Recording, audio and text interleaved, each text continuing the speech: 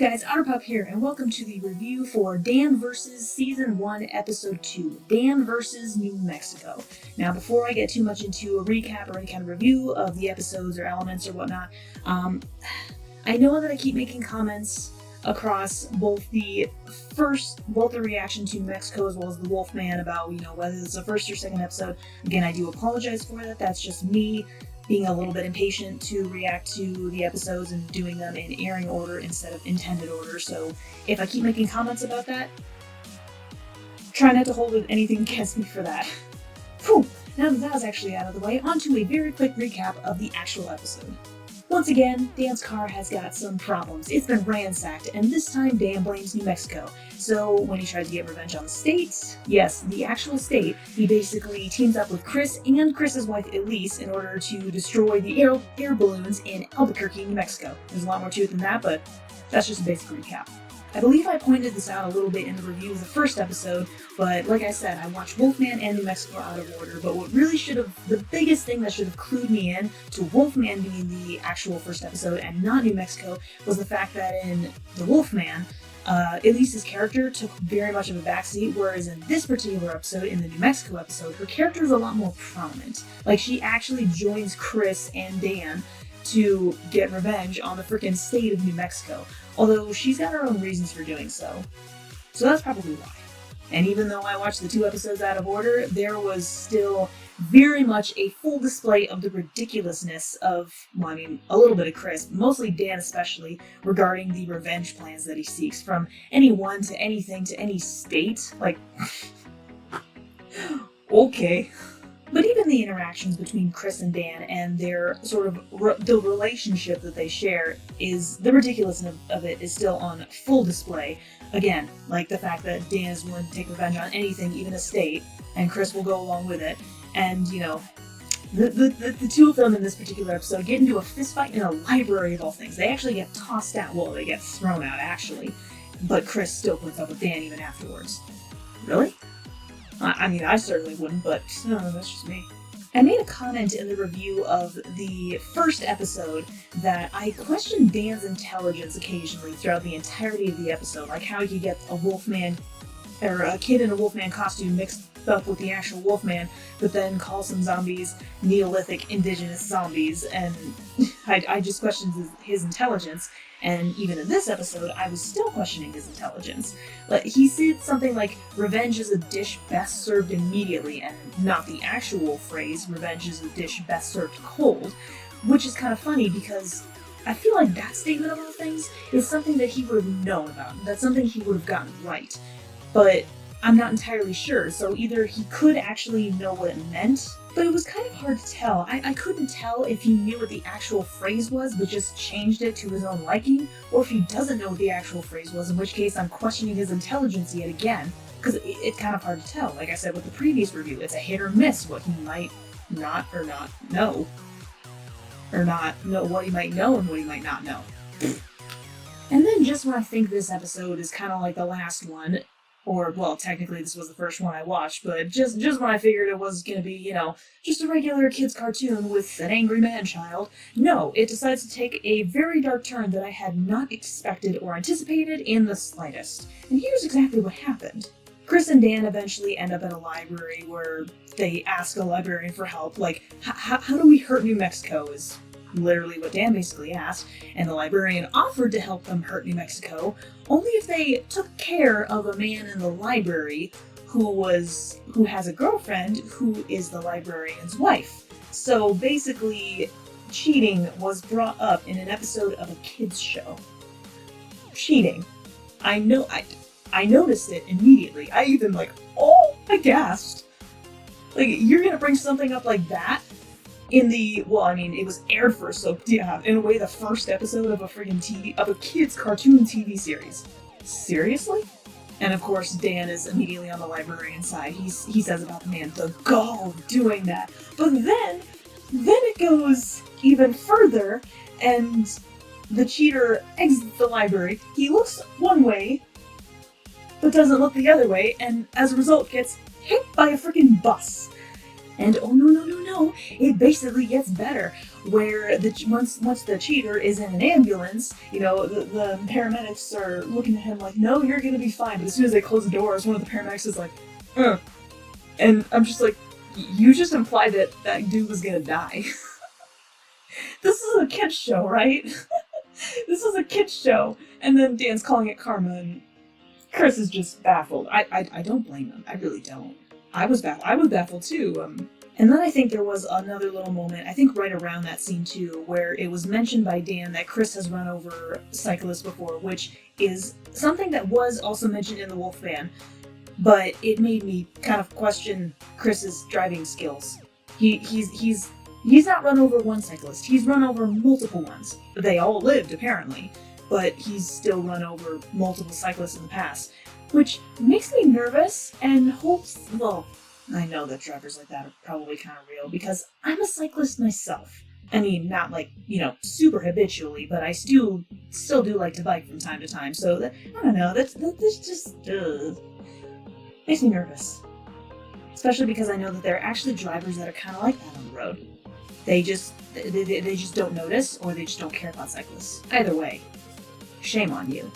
But once again, I was questioning Dan's personality, especially, and this is something that I only came to the conclusion of after watching New Mexico and The Wolfman, was that a small aspect of Dan's personality seemed to do a complete 180, where in the Wolfman episode, he was completely against the idea of even killing the Wolfman at all. I mean, he was just going to keep the Wolfman's car. He wasn't actually going to kill him.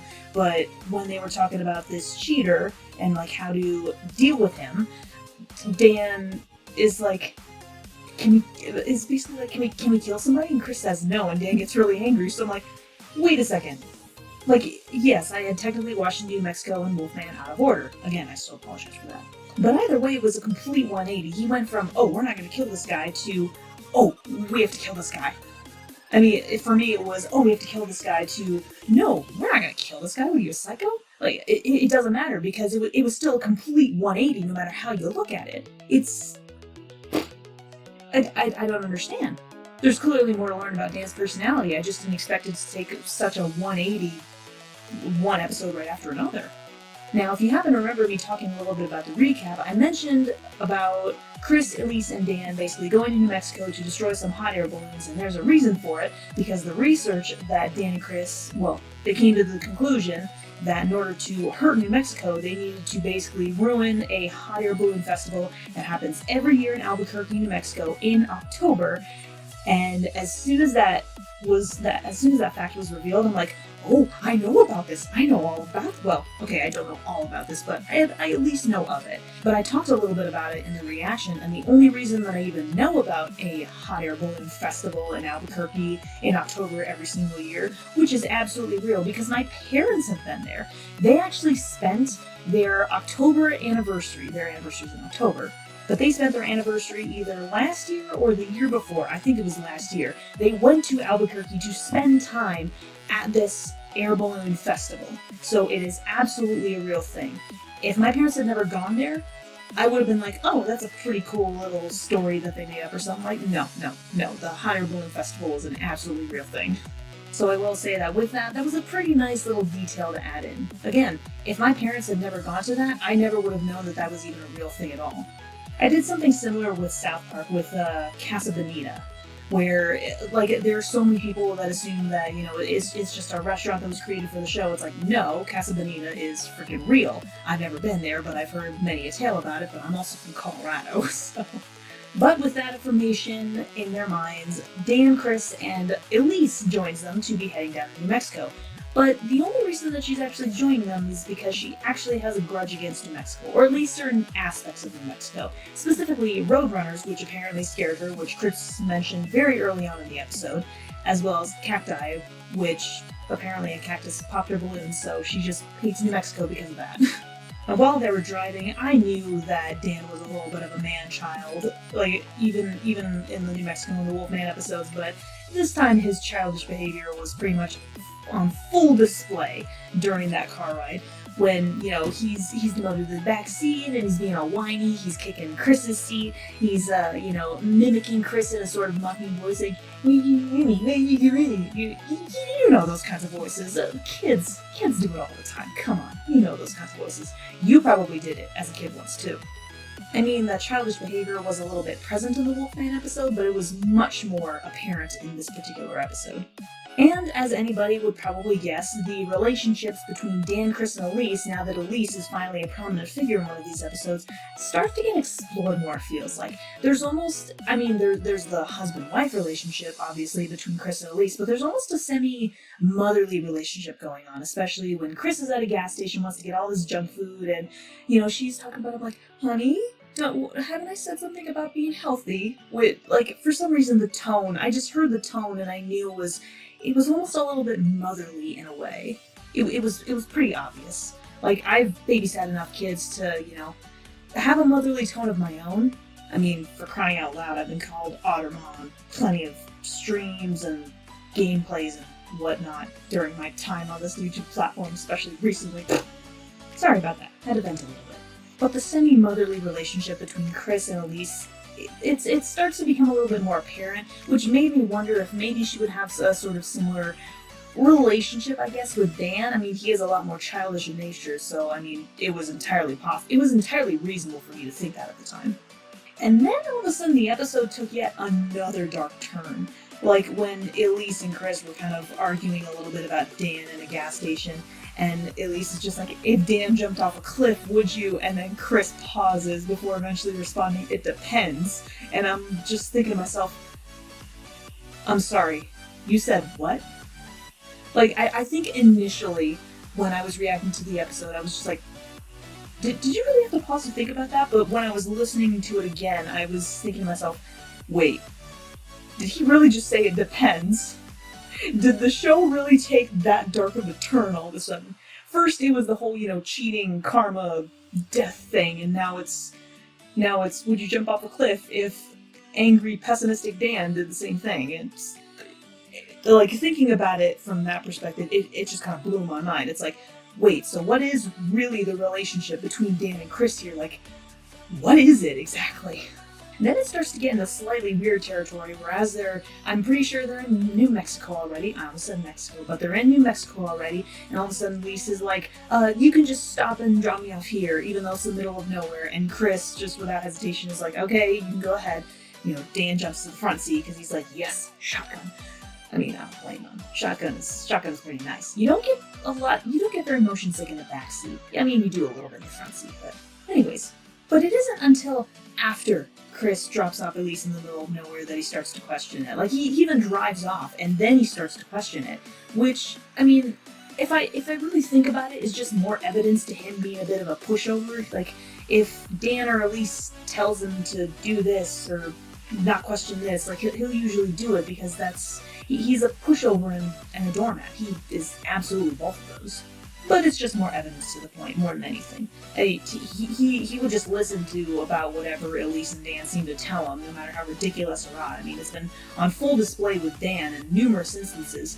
A little bit less so with Elise, but I guess I can't say I'm surprised. If he did it with Dan, I'm not really surprised that he was going to be the same way with his wife. And initially, I wasn't questioning the whole, oh, Elise wants to get dropped off in the middle of nowhere. What exactly is going on? Well, apparently she's got a double life. She's like a secret agent or something along those lines, because she breaks into, and it's called Area 52, but it's basically an Area 51. I wasn't even expecting that kind of character trait to exist in any one of these characters. It's funny to think about. And frankly, it's really cool to think about Elise being a freaking badass, especially when you consider Chris and Dan. Chris, well, I can imagine Dan is probably going to be a little bit clumsy, and Chris is just a pushover who is a little bit lazy. Then once again, characterization is called into question when Chris, while they're driving, is asking Dan, how the heck are we going to hurt New Mexico? And then Dan responds with just hydrogen. And I think even I was like, excuse me? What did you say? But then it's not until later that they stop at another gas station, and all of a sudden a big old truck with carrying liquid nitrogen comes up, and I'm just like, Is Dan psychic? How? Just how? He just responded earlier with hydrogen, not afterwards. I don't know. I honestly don't know how in the heck he saw that truck. Or would have even thought that that kind of truck would be coming so that they could use it for Dan's planet. And then the episode almost starts to get a little bit dark again. Not quite as bad as the other previous instances, but when Dan revealed, like once they actually get to the hot air balloon place where the balloons are supposed to launch, he informs Chris that every year all these balloons are out in the field the night before the launch, but every 5th year there's a maiden that is sacrificed to a pagan god, something which actually is true, which shocks Chris and frankly me as well. I initially thought that Dan was kidding. No, he wasn't. I mean, if I think about it, it partially makes sense because of all, the devil-related sites and areas and whatnot that are apparently in New Mexico, as stated in the book that Chris and Dan first read in order to figure out how we, hurt New Mexico and stuff. So, I mean, it kind of makes sense. But it was still just like, what? We're talking about sacrifice now? And then Dan's sight comes into question. Normally it's his personality, but this time it was his sight that came into question when he tries to throw a lighter out the window, thinking that the window is down when it's actually up. It's pretty obvious, if you're in a car or truck or anything, it's obvious to tell if the window is rolled down or not. Even if you're looking at somebody else's window, car window on the road, it's pretty easy to tell if it's down or not. There's no easy way to explain it. I can't remember the phrase or words that are used to explain how we know, but I don't know how he didn't even notice that the window right in front of his face was rolled up, not rolled down. And then, of course, he sets the truck on fire with said lighter, and then Dan gets mad because, oh, my favorite lighter, and Chris is like, you almost got us killed. I already had the feeling that there was just no reasoning with Dan. Not with logic, at least on most occasions. Not all, but probably most. Meanwhile, Elise is at the Area 52 and is stealing an alien spacecraft. So there are obviously some, extraterrestrial Area 51 alien parody vibe things, whatever. And she literally destroys a whole bunch of stuff with a flying saucer and rescues Dan and Chris before cultists are about to basically take them out. And Chris is also knocked out, so he didn't even know that there was an alien craft at all. But Elise destroys the big old hot air balloon tent where they were doing the sacrifice. She destroys the Area 52 and the fair that caused her to hate roadrunners or cacti or something like that. And even a city in New Mexico. She's destroying all kinds of stuff with a flying saucer. And I'm just like, okay, take it down a notch, Elise. You're kind of turning into Dan now. But even as she's doing this, Dan doesn't seem to question it. He just goes along with it. He just goes along with the fact that she does this, which could either signal that he's just freaking oblivious, which is entirely possible given his personality, or that he already knows about this stuff, which, I don't know, it doesn't seem right that Elise would be telling anybody about this secret agent a thing, whatever it is. There is one little moment where I felt a slight bit of respect towards Dan. That sounds weird, but just a slight bit of respect. Where there's this lady wearing this really ugly hat or something like that, and Dan is like, ooh, destroy that lady with the ugly hat, and Elise is saying, but I have that hat, and he just stares at her and says, really? It's so gauche. And I'm like, first off, he has a sense of style. He knows another impressive vocabulary word. Most people don't even really know what gauche even means. Usually it's kind of a synonym with unsophisticated, by the way. But he was so casual and blunt about it, and frankly I kind of respect him for that, because believe it or not, I myself am actually kind of the same way, especially when it comes to conversations with friends and family, especially my best friend. She actually appreciates me being very blunt blunt and logical about a lot of things, but I don't know why, but I can appreciate when, not blunt in a negative or mean way, though, but like Dan was. Dan was very blunt, but in a very calm and casual way. He was just stating his opinion. But yeah, I can appreciate that. I don't know why. Maybe it's because I'm the same way. I could just be biased in that respect. But for some reason, I kind of respected that he was very blunt and honest with Elise about that. And then came the very end of the episode where Elise and Dan are in the vehicle with Chris in the back. He finally wakes up. He's like, what the heck happened? And, you know, they explain everything that happened, but don't say anything at all about the alien spacecraft. Dan and Elise just kind of play along and are like, yeah, balloons, you fell asleep, got knocked out, nothing else really happened. There's no alien spacecraft. More than anything, it really calls into question the relationship between both Elise and Chris and Elise and Dan. Like, given their personalities, I feel like Elise and Dan would be most likely to collide with one another, given their personalities, but they're just playing along and acting as if nothing is going on. They're basically both trying to fool Chris, which is like, but why? And also, the two of them getting together like this and agreeing with something and playing along together, it just seems like that should not be happening. And then you got the relationship that's called into question with Elise and Chris, who it's like, oh, but you're a married couple, aren't you supposed to tell each other everything, you know? Because you're married? No, apparently that's not how it works in this case. I don't know why they didn't tell Chris. Maybe because they thought his tiny brain couldn't handle it or something like that. Maybe Elise doesn't want him to know, but then Dan played along with it and he's like, oh, I don't want Chris to know. Like, oh, why would you not want him to know? I don't know. But I guess the relationship is probably going to survive or something to that effect. I don't know. But it was interesting to see all these characters interact in this way, especially when the three of them were together, because it almost seems like they're all opposites of one another. Chris and Elise definitely seem very different from one another. Because, like I've mentioned, you've got, Chris, who's the doormat, who's the pushover, who's very laid back. You got Dan, who's very aggressive, selfish. He's a man-child. He's absolutely a man-child. And, of course, a jerk, as is said on a shirt. But then you got Elise, who seems like the smartest and most intelligent of the three, frankly, by a long shot. Not to mention badass and very secretive, but also very, sweet and friendly in her own way. I don't know. I wouldn't say that these characters are, different sides of a coin, but rather it's like they're different sides of a die or something like that. You've got the 1, 2, 3, 4, 5, and 6. Like, you've got 6 different numbers, and I don't know. That's really the best analogy that I can come up with, because they're not all opposites of one another, but they're all very different from one another, so they're all just very different characters. But clearly, given the fact that these 3 characters have been relatively prominent in their own ways in the first 2 episodes, meaning that these 3 are the central characters of the show, which means that their relationships and their personalities and characterizations are definitely going to be explored more. It's the only thing that makes sense. But whatever the case, questions are going to need answers too, and if more of their personalities and or relationships are not explored even once in the rest of the first season, there's a problem.